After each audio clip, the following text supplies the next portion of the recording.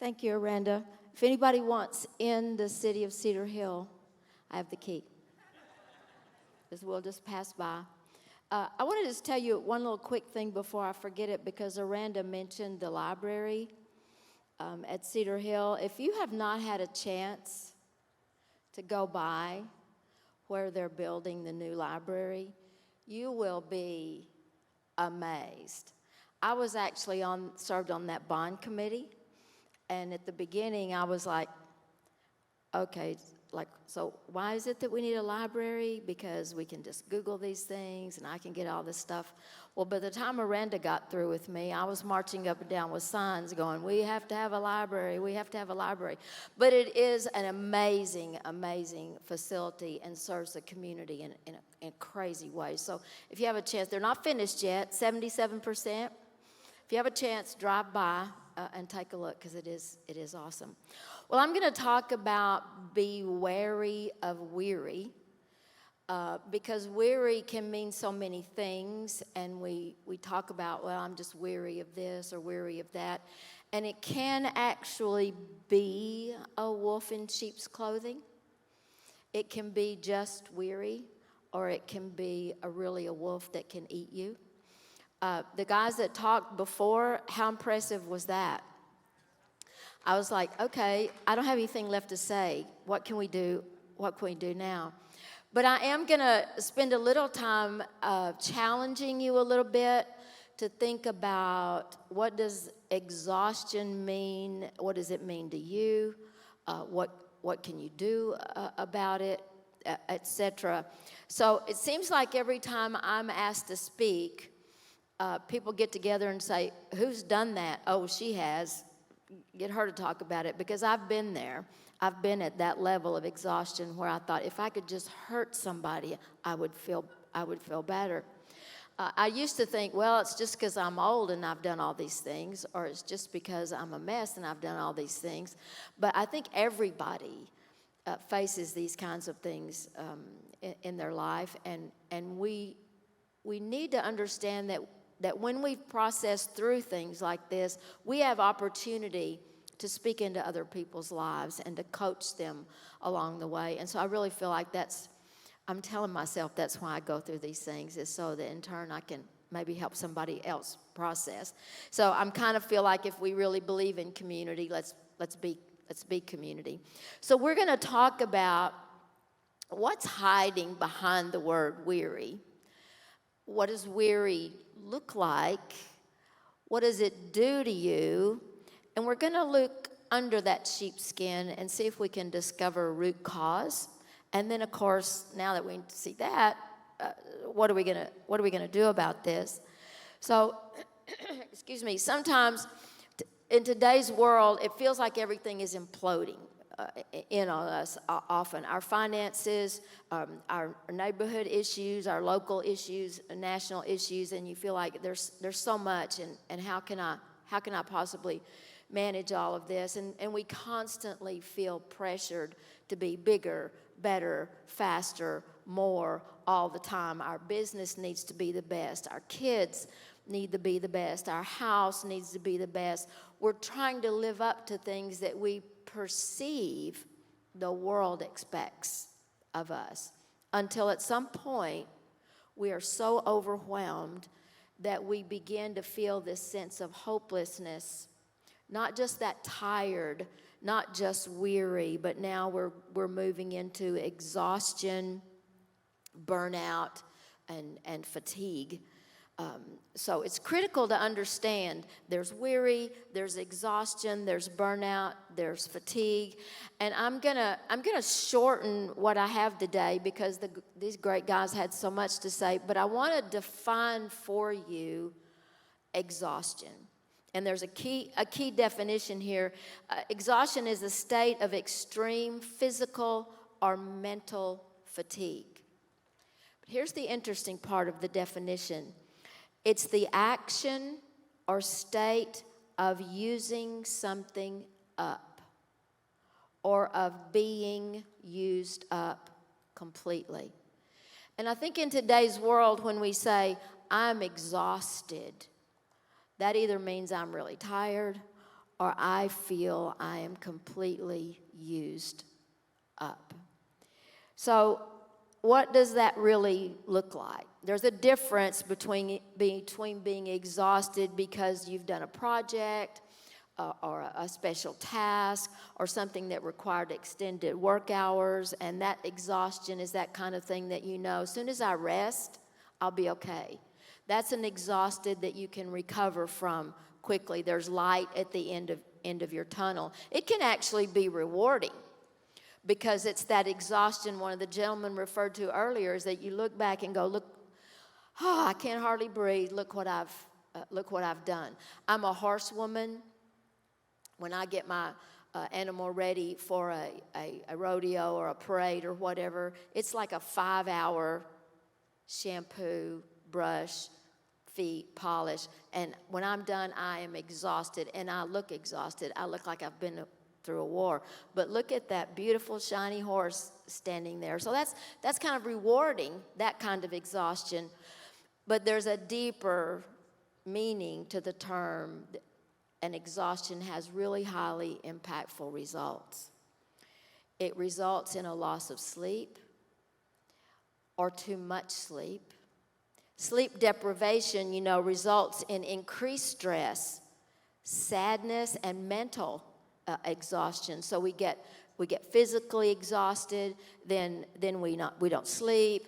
Now we become mentally exhausted, so it begins to feed on itself. It can cause you to become detached and withdrawn. What's the point? Why am I going on? I'm just going to escape from this. You begin to feel ineffective in your work. No matter how hard I try, nothing is turning out right. More stress, more loss of sleep, more exhaustion. You can't accomplish things that you want to accomplish, and often you feel like just defeated. What's the point? And so therefore, I'm just going to avoid it altogether. A ripple effect of exhaustion is strained relationships. Now I'm snappy. Now I'm short-tempered. Now I'm starting to be unkind to my coworkers. Now I'm starting to be unkind to my family. Nobody wants to see me coming. Everybody starts to say, don't go in there. Don't go in there because you might not come out in one piece. You no longer have patience. You're at your wit's end. My rubber band is about to snap. You lack motivation. You lack satisfaction. And so there's a spiral that starts to happen.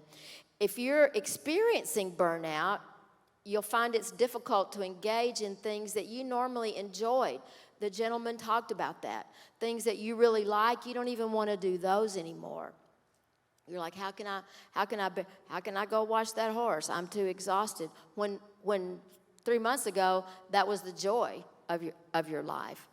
That level of exhaustion, not just the weary, I'm so tired of doing this thing, but that level of exhaustion that brings us to this point has dire consequences. And it can impact you mentally, emotionally, physically, and spiritually. I want to give you 2 extreme examples. Esau, in the Bible, was the firstborn. He stood to inherit everything. When his father left this earth, he's the heir apparent, he's the crown prince. He gets the funds, he gets the land, he gets everything. But we're told in the scriptures that he has gone off on a hunting trip. We don't know how long the trip was. We don't know how challenging the trip was. But we do know that when he returned, he was exhausted. So exhausted that he was willing to give up his birthright. He literally said, I am about to die. What use is a birthright to me? So that's the challenge and the danger of that extreme exhaustion. He said, I am about to die. We get so exhausted, that extreme measure, that we just don't want to go on. My other example is Elijah. Now this Dude was a mighty prophet. He could do some stuff like, God was just like, tell me what you want to do and I'm doing it. Do that, do that, do that, whatever miracle was necessary. He predicted drought. He predicted rain. He increased a widow's food supply. She was going to eat a little bit of food and die. He increased her food supply, fed him, her son, and herself for days and days and days. He called rain down from heaven. He called fire down from heaven. He defeated 850 prophets. He was very busy. He even physically outran a chariot, so he could do a lot of stuff. But then one little queen said, by this time tomorrow, you're going to be dead because I'm going to kill you. She verbally threatened this mighty man who had done all of these things, and he ran away and hid in a cave. And he asked God, or he told God, he said, I have had enough, take my life. That's exhausted. That's weary. That's a weary level that there's a wolf underneath that sheep's clothing. Now, how do we know he was that weary? Well, because he hid. The Lord said, what are you doing here? He went to sleep. The angels came, woke him up, fed him. He went back to sleep. They woke him up. They fed him. He went back to sleep. He could do nothing but sleep, and he wanted to die. So those are examples of extreme exhaustion, and we need to be wary of that level of exhaustion and address it if we see it. So what does exhaustion do to you exactly? You get demoralized no matter how hard you try. It takes a physical toll on your body. When you cannot sleep and you're stressed, your adrenal glands overwork. Now you have all these unnecessary hormones. Now you can't sleep more. And so your body it takes a toll on your body, that level of stress. You start thinking, I got to work harder, I got to do more. You begin to resent others around you. Look how hard I'm working. Look how much I'm doing. Look how exhausted I am. I'm so tired. Why aren't you working? Why aren't you giving it all your all? Why aren't you staying up here all night long? So now you are resentful to everyone around you. You begin to react instead of respond. So normally, intelligent, rational people, instead of responding, problem comes up, you respond appropriately, you do what's necessary, you begin to be reactionary, you begin to knee-jerk, and so now your decision-making process is out of kilter. I will tell you, I was in this really exhausted state of mind. I had too much going on, too many schedules. I'm trying to get some things done, and I'm trying to staple something. I'm just beyond thought processes. I'm trying to staple. My stapler won't work. I open it up. I dump the staples out. I put them back. I click. It doesn't work. I get some tools. I'm working on it, and I became obsessed with, I got to fix this stapler. I have to fix this stapler. I got to figure out. I spent 40 minutes, me against the stapler. First of all, bad decision for your time. I had the staples in upside down. I'm a relatively intelligent person, but my rationale, I was so exhausted, I wasn't reasoning, I was just reacting. I'm going to kill this stapler. If it kills us both, we're going to staple. And I wasn't thinking things through. So that happens to us. We begin to react to things rather than respond. We begin to operate in a fearful environment. I'm exhausted. I'm tired. I can't think. Things are not going. What if this happens? What if that happens? And now fear begins to grip us. And fear can lead us into a depression. And the depression can lead us into a level of stress and insecurity. And now it's a mushroom cloud that is now out of our control. So life's full of things that make us weary.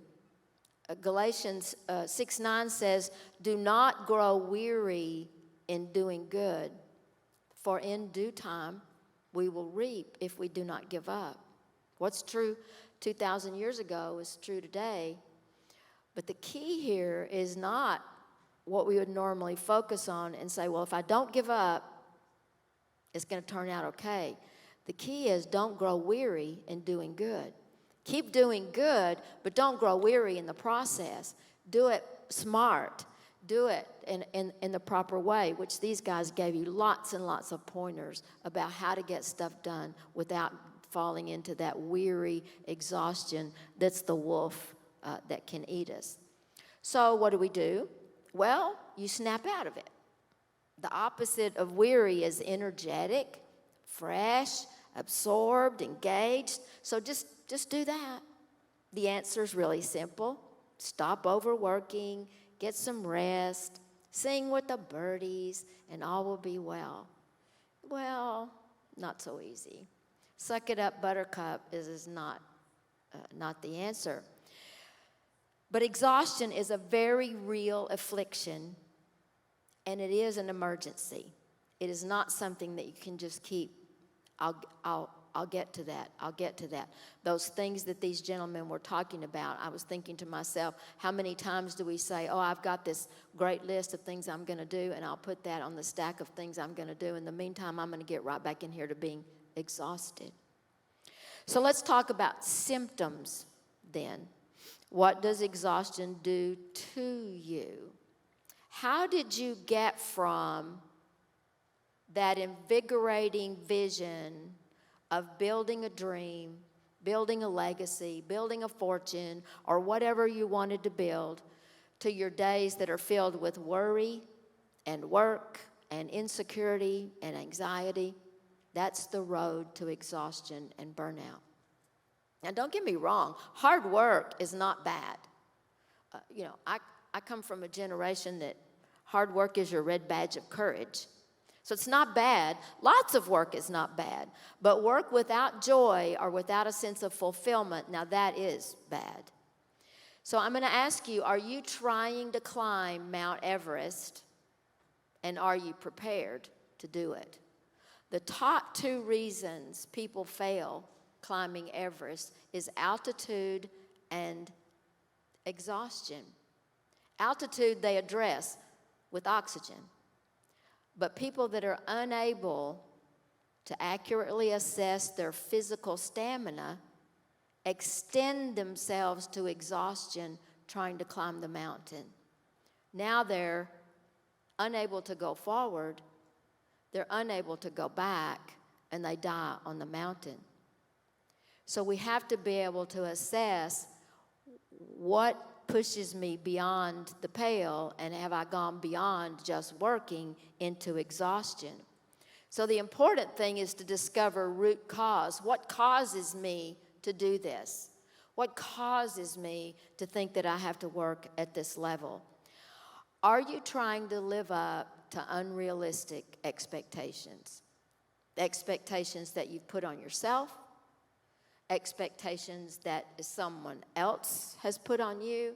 Are you trying to fulfill what somebody else expects of you? Are you impatient? Sometimes we overwork because we're impatient to win the prize. We're impatient to see the results. We want to reap the harvest, and we're unrealistic about when that's going to come. We're unrealistic generally because we have no roadmap. We have no ETA. We don't know when we're going to win, when we're going to succeed, when the product is going to be completed. And so we are always every day in a panic. We're frantic.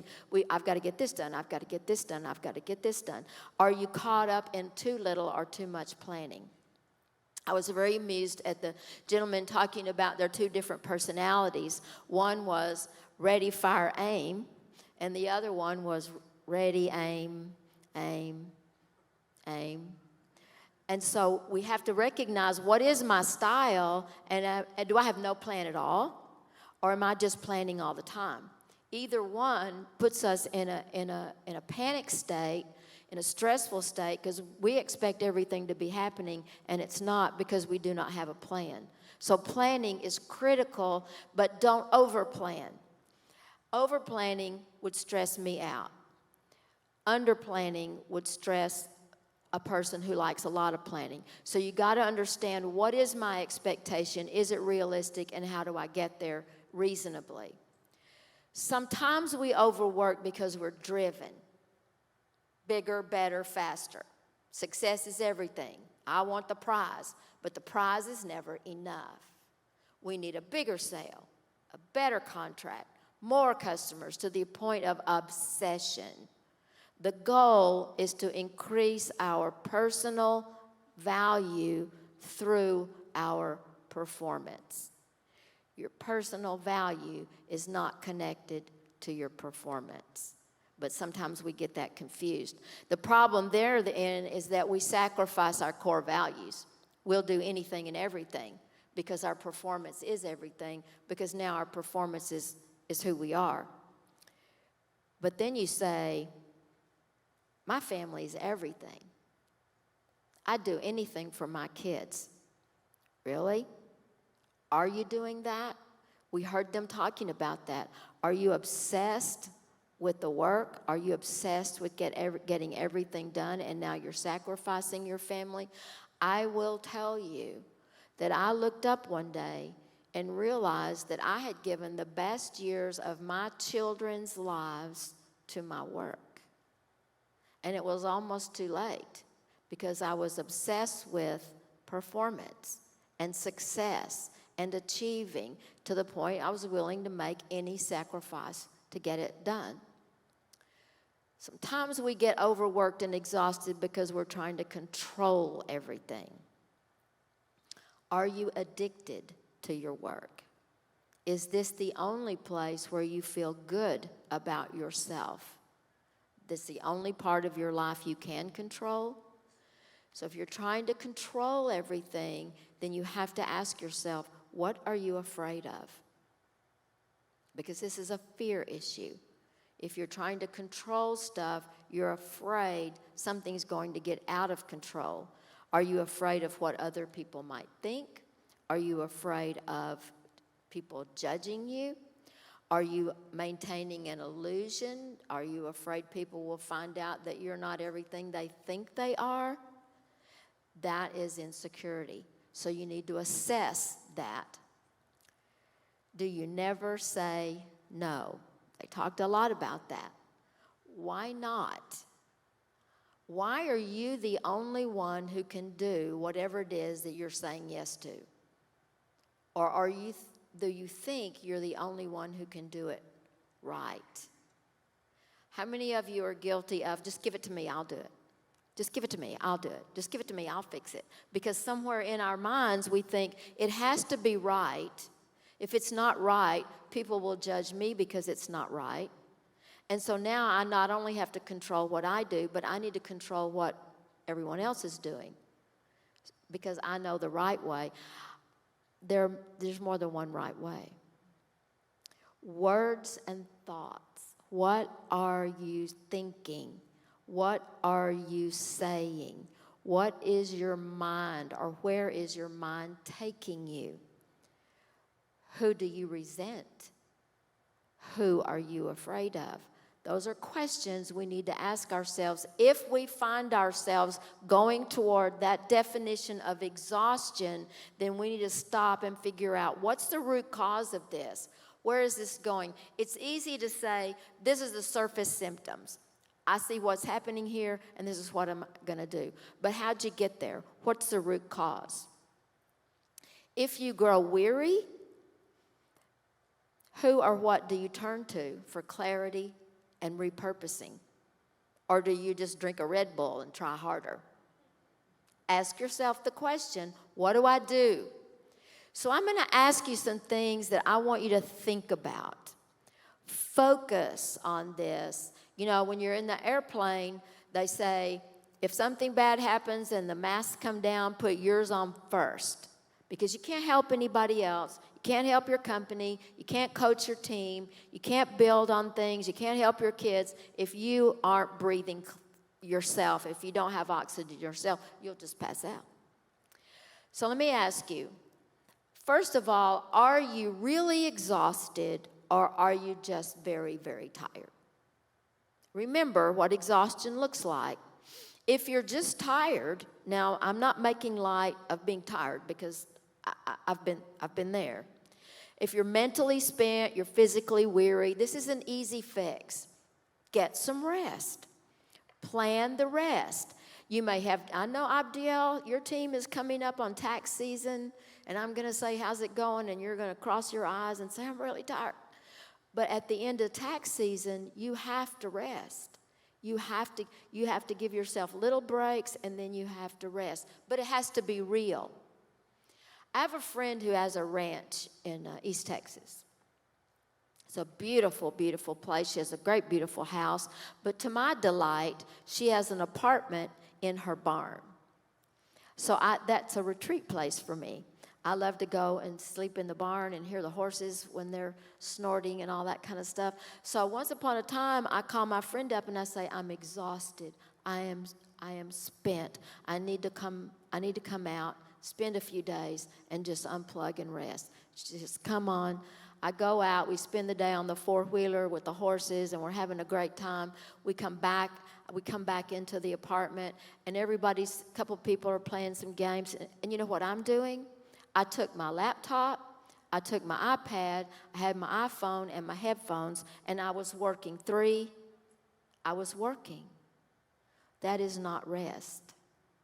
So when you plan your rest. Now, over time, when I went through the whole I'm exhausted and I'm going to hurt somebody, until I learned how to recognize what was happening and do something about it, the next time I go to Debbie's, I take no laptop, no iPad, no headphones, and we have a great time. We roast marshmallows, we goof off, and we do nothing. And I come back refreshed. So be careful and cautious that when you're just exhausted, if you don't rest, you're setting yourself up for it to get worse. So how did you get this tired? Did you have deadlines? Did you have seasonal pressure? These are all predictable business challenges, and you just rest, regroup. Something's on the horizon. Keep your eyes on the horizon, and be sure to rest. But does that happen all the time? It shouldn't. You shouldn't constantly be in that state of exhaustion. Take a breath, exhausted again, take a breath. So first ask yourself, is this a physical thing? Am I healthy?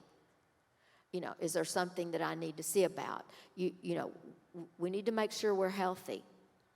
I'm the worst to say that because I think doctors are unnecessary, but they really are. So you have to make sure you're healthy. Are you physically okay? Is it emotional? Is this exhaustion the source from an emotional aspect? Is there something going on with you emotionally? Is your heart hurting? Is there a sadness that you can't let go of? Is there a forgiveness that you have not dealt with? So if it's emotional, then you need to address that. Constant stress impacts us emotionally, which negatively impacts our physical and mental abilities, which impacts our performance, which creates more stress, and the beat goes on. So you need to be very cautious of the emotional component. What do you draw energy from? Make sure you have some of that energy. If right now you're saying, I don't know what I draw energy from, that's a red flag. You need to really dip into that and say, what do I draw energy from? How do I take myself there, and how do I re-energize? It's like a jumper. Put your jumper cables into what you draw energy from and suck in some more energy, and you can go again. So I'm going to ask you this. I want you to answer this question. Who do you believe that you are? Sometimes we believe that we are less than, and therefore we must work harder than anyone else to be equal. It's an important question to ask yourself. Who do you personally believe that you are? If you believe that you are less than and you have to work harder to just be equal with everyone else, then you've set your feet on that path of having to be an overachiever, and you never win because you never believe you've done enough. Applause is short-lived, and you have to have more. Ask yourself, we talked about this a moment ago, who or what are you afraid of? Is there fear driving you? There's pressure in the world today that delivers a message that we have to be the best parent, the best civic leader, the best company leader, the best. Win the prize, be the best, get the applause. You have to be best. If you're not being voted the best, you're probably no one. You have to be the best leader. So I want to talk about this leader thing for a minute. That is such an overworked concept in our society. I can go to classes today on leading leaders, leading a team, leading change, leading by example, leadership workshops, leadership conference, leadership seminar, and the leading goes on and on. Pretty soon we're all leaders and there are no followers. The message is if you're not leading, you are failing. But the truth is, sometimes it's necessary to be a follower and let someone else lead. Take a risk. Take the pressure off yourself. Let someone else take the reins every once in a while. Build competence in your organization. Replicate yourself. Stop saying, just give it to me, I'll do it. My daughter and my granddaughter own a popcorn store in Waxahachie. My daughter grew up sitting under the table at Chamber of Commerce meetings, and then my granddaughter grew up sitting under the table at Chamber of Commerce meetings, so they're well aware of how to work in the community, how to get things done. They decided they wanted to open a popcorn store, and I was like, well, I'm going to have to help them. I mean, I'm the businesswoman, right? I'm going to have to help them get this done. And so I'm helping them, I'm da-da-da. And then I found myself saying, well, y'all need to do whatever. And they would go, we've done that. And I'm like, well, I'm going to need to come down and help show y'all how to get the whatever. Oh, well, we've done that. I realized that I had built within them competence to get it done, but I wasn't willing to let it go and let them get it done. I had to let go of being the leader. It's not easy to let go of being the leader because, after all, the whole world expects me to be the leader, and I had to become the follower. If you know me at all, you know that I think the best leadership training in the whole world, teaching in the whole world, is The Wizard of Oz. Now, Dorothy was a leader.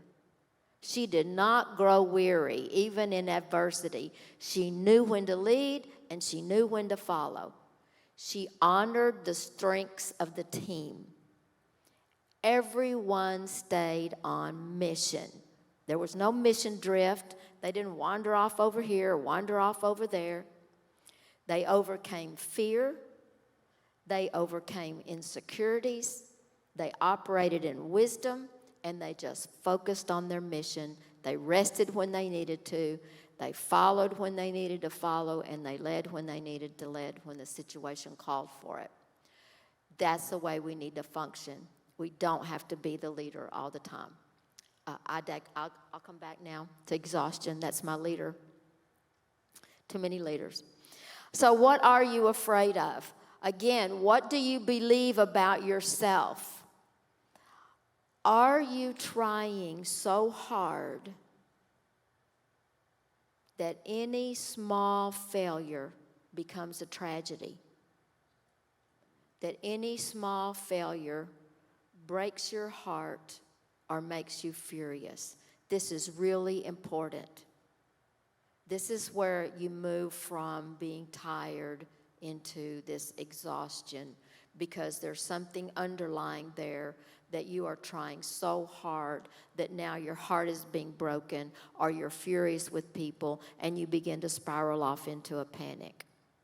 So what's the answer? What are we going to do? We ask ourselves these questions. We kind of figure out, well, this is the root cause. This is, I think, where I'm at. So what do I do about that? Triage. Anytime you're having an emergency, let's apply triage. Assess, plan, implement. So stop and assess your situation. Ask yourself these honest questions.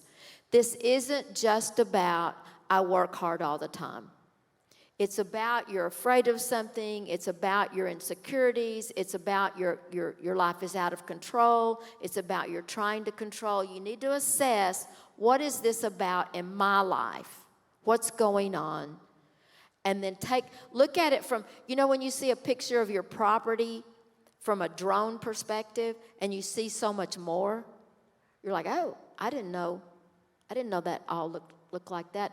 Get that higher perspective of what's going on in your life so you get the whole picture. So you have to decide, is this a non-urgent situation? Do I need urgent treatment or do I need emergency intervention? Do I need the paddles? Do I need a bandage or do I need heart surgery? You have to decide what's happening here and what do I need? The non-urgent solution is, I see the problem. I understand the root cause, understand the source, where this is coming from. I think I can design a plan, and these guys gave you great ideas on how to design a plan and implement that plan, and I can see success before me. That's the non-urgent solution. And if you haven't gone off the deep end into exhaustion, that's the solution that you can apply. The urgent solution says, I see the problem. I understand the root cause, but not fully. So I'm going to assess further. I'm going to increase my awareness of what's going on, so when I start to face these issues, when I suddenly react or I'm unable to think properly, I can assess and say, what's going on in my heart and my mind right now? And I'm going to seek input from trusted peers and mentors. I'm going to seek input from trusted peers and mentors. I did not say I'm going to seek input from the guy next door or the ladies in the lunchroom or not. Sometimes we just ask everybody, what do you think, until we get the answer we wanted and then go with it. You find trusted peers, hopefully someone that's a little ahead of you in the game, who has been there. These gentlemen said it very clearly, somebody who knows you and that can say, I'm glad you asked me, here's what I'm seeing. And then you can help, and then you can develop your plan. Now, there's emergency intervention. If you are just about broken, if you are putting on a front and you know behind it that you are just about broken, you cannot go further. Something has to be done. It's the reason you came to the conference, hoping somebody would throw you a lifeline so you could figure out how to get back into a normal. That's a serious problem. When you say, I know there's a serious problem, I am not sure exactly what it is or what the root cause is, but I realize that it is serious and threatening. I want to survive and thrive. I am going to seek a counselor for help. This is important. Now, if you're from Texas, we don't need help. We got this. It's not a problem. Who needs a counselor? Just crazy people. Well, get behind me, Satan. At some point in our lives, I would venture to say every single one of us needed a counselor. Now, that can be a counselor that's got a shingle hanging on their door, or a counselor that's lived life longer than you and has somehow made a success of it and somehow managed to survive, that you can sit down with and say, I need you to help me discover. I'm at my wit's end. I don't know the root. I don't know what's causing all this. Can you help me? Can you counsel me?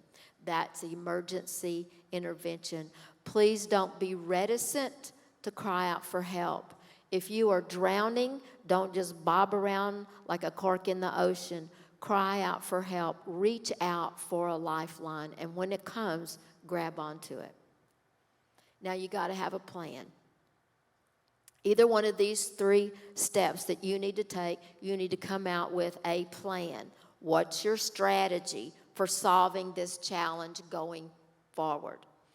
If you don't have one, then you're laying the groundwork. If you're not already at emergency, you're going to get there. If you don't have a plan to come out of this, then you're going to keep going into it, and then you're going to run away, give up your birthright, hide in the cave, and now we have quite a mess. Your plan has to include boundaries. And I want to ask you, I'm counseling with a person now who has 3 kids. They're in softball, baseball, soccer, football, tennis, dance class, cheerleader class. So he is suffering from exhaustion and burnout, and he's teaching his children to go beyond the pale. He's teaching his children, we never stop, we never slow down, we never rest, we're always going. That's our badge. That's our bragging point. That's what we do. So make sure your plan includes boundaries, and make sure that your whatever that's driving you to exhaustion isn't spilling over into your family.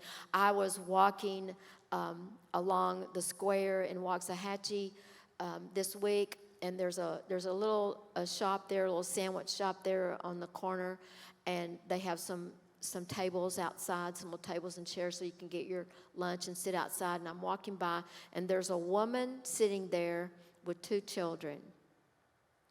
They are elementary age, sort of, I think, I'm going to guess, middle to upper elementary age. They have their sandwiches, and she's reading a book to them. I wanted to sit down at the table with them. I was like, that is a good mother, because she was teaching her children there's a moment when you light and you read a book. You just kind of spend some time with one another, and we're not always achieving. So make sure you have some boundaries as part of your plan. Make sure you build in some things that involve peacefulness in your plan. For your business, your plan should include hiring, training, and relinquishing control in certain areas. Who do I want to hire? How do I want to train them? How do I give up control? Release your grip. Now, the age-old response to this is, well, I don't have time. I don't have time to train my people. You don't have time not to train your people.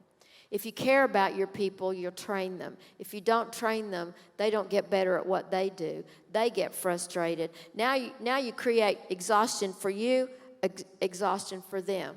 If you train your people, trust them to do, they may not do exactly like you, but trust them to do it well if you've trained them well. Revisit, or if you've never done it, create your mission, your brand, your purpose statement. Do you know where you're going? Have you gotten out of your lane? Are you still connected to your original passion? I know people that start a business, they start their business and they say, I'm going to build widgets. I love widgets, and I'm the best at widgets. I'm going to build widgets. Then they see on TV, some guy is making whatchamacallits, and they're very cool. And we can do that. So we'll do widgets and whatchamacallits. And then their neighbor starts to bake bread. And you're like, well, I can do widgets and whatchamacallits, and I can bake bread, and I can sell Kool-Aid and lemonade, and we're going to carry a line of shoes. And you're like, what was your mission? What was your purpose? Don't mission drift. The business graveyard is littered with mission drift. You get off of your original mission. You get away from. I worked for many years in a corporate environment, Miss Robbie, in the Advanced Education Center. Everything that we did Education is an investment in excellence. Education is an investment in excellence. Hey, guys, you have a great team over here. We're wondering if you guys might take on doing this design of whatever over here. And our leader would say, that is a great project. But education is an investment in excellence, is our mission, and this is not education. It's so tempting to run off into something that is not your mission. If you don't know your mission, then you flounder. You will be exhausted. So either revisit it constantly, and if you don't have a statement, create it. And what is your purpose? What will be your legacy? This is going to be your legacy. This is going to be your epitaph. So what are you doing with it? This is part of your plan. After you've identified symptoms, root cause, what level of triage do you need? This is part of the plan. Ask yourself, what's going on in my heart? What is my self-speak? Is this making my heart smile? Implement your plan using the tools available. Win the battle against exhaustion. It requires wisdom and strength. Wisdom tells you what you need to do, and strength is conquering what your objective. So you have to have wisdom and strength. You can't power through, and you can't just sit around and think about it and plan on it.